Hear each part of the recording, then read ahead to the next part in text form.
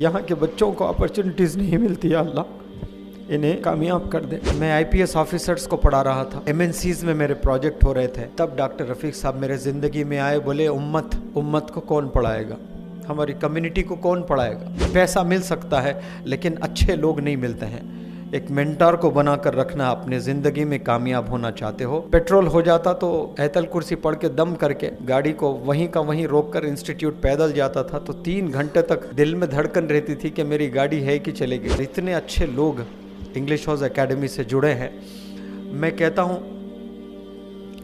अगर कोई मुझे ये ओरिएंट ताज होटल प्रॉपर्टी मुझे दे दे और कहें कि डॉक्टर रफ़ीक साहब से दूर हो जाए, रफ़ीक साहब मैं इस प्रॉपर्टी को ठुकरा दूंगा आपके लिए।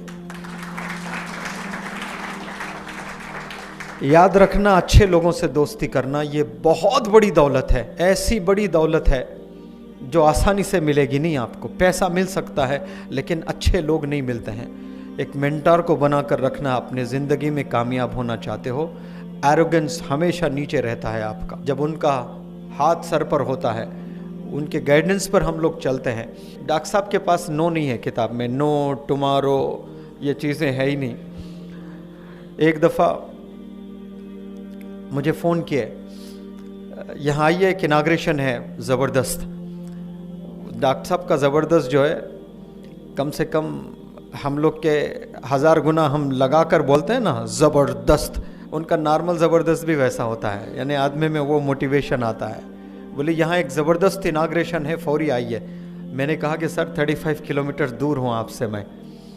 उन्होंने कहा यही तो प्लैनेट में है ना। तो फिर मैंने कहा हाँ सर। तो फिर मैंने कहा सर मेरी गाड़ी किसी ने लेके गया, मैं पैसे दूंगा, ऑटो लेकर आइएगा आप। अब बहाना बना नहीं सकता था, गाड़ी थी, गाड़ी लेकर गया। तो फिर मैंने पूछा डॉक्टर साहब कहाँ पर है इनाग्रेशन। बोले यहीं पर है। यहाँ तो कुछ नहीं है ना सर। तो ऐनक की दुकान होती ना, स्पेक्टिकल्स, कई सारे लोग चश्मा पहने हुए हैं यहाँ पर। एक शौहर एक बीवी, 2 ही है शॉप में, एक शादीशुदा जोड़ा, छोटा, बस मैं समझता हूँ कि इतनी ही शॉप थी, बस 3 फुट की शायद, शौहर बीवी खोले।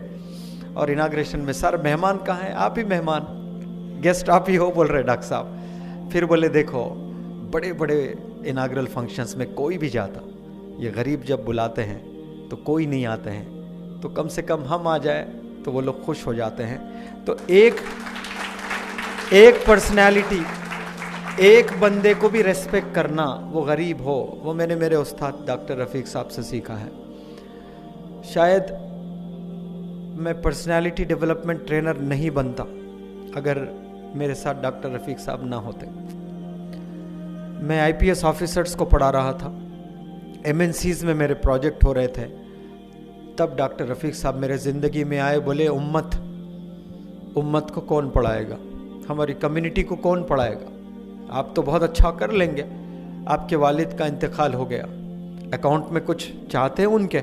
मैंने कहा कि सर उनके लिए तो जान हाजिर है। मैं तो सोच भी नहीं सकता था कि मेरे वालिद के बिना इस रोए ज़मीं पे मैं कभी सांस भी ले सकता था, इतना अटैचमेंट। उन्होंने दुखती रग पे हाथ रखा और कहा कि वालिद साहब के अकाउंट में कुछ चाहते हो तो गरीब बच्चों को पढ़ाइए, ऐसे बच्चों को पढ़ाइए जिन्हें अपॉर्चुनिटीज़ नहीं है। बदरुद्दीन अजमल साहब के पास में मैं एक वर्कशॉप करने गया था आसाम में, और रात में थक के जो है हम लोग सो गए थे सब लोग, और मुझे अचानक नींद हुशार हुई टॉयलेट जाने के लिए। तो एक कमरे के बाद दूसरा कमरे में डॉक्टर रफ़ीक साहब थे, तो उनके कमरे से पार होकर मुझे टॉयलेट को जाना था। मैं जब गया अंधेरा था, तो ये आसाम के बच्चों के लिए तहज्जुद में रो रहे थे।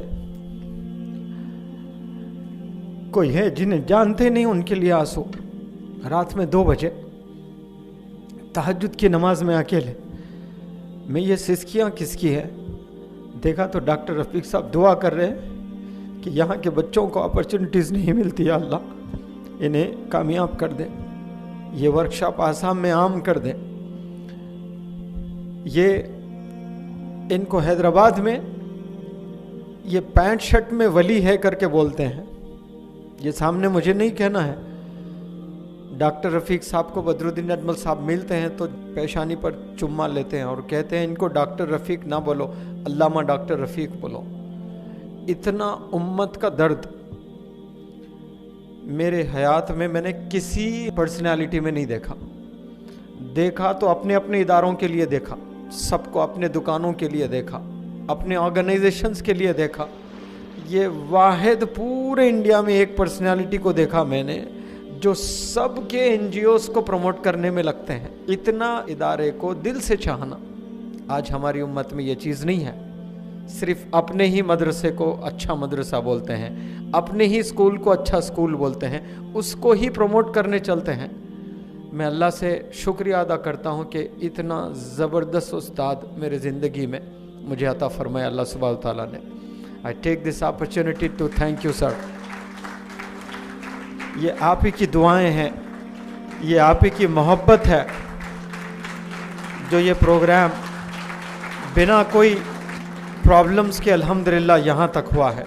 तो आज मैं बड़े फ़ख्र से कहता हूँ कि मैं एक नहीं हूँ, मेरे साथ में कई सारे मेंटर्स हैं। यहाँ पर जितने भी बैठे हैं, आरिफ साहब, तारिक साहब, अशरफ अली साहब, आपका तो मैं बड़ा फ़ैन हूँ। आपसे तो मिलने का भी बहुत शौक़ था मुझे।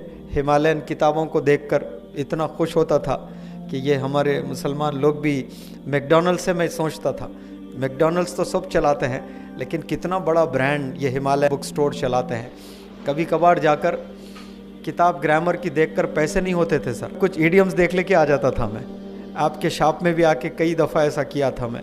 एबिट्स के पास में एक शोरूम है ना सर, नुमाइश में, वहाँ आकर कुछ किताबें पैसे नहीं थे तो इडियम सीखना होता था। जब स्मार्टफोन नहीं था तो 5-6 इडियम्स खोल लेके, सीइंग्स खोल लेके जल्दी जल्दी पेन से लिख लेता था मैं। मेरा स्ट्रगल आप लोग नहीं जानते, कितनी मेहनत किया मैं अंग्रेज़ी सीखने के लिए। आप लोग 1% भी शायद किसी ने यहाँ पर किया होगा जो मेहनत मैंने की है।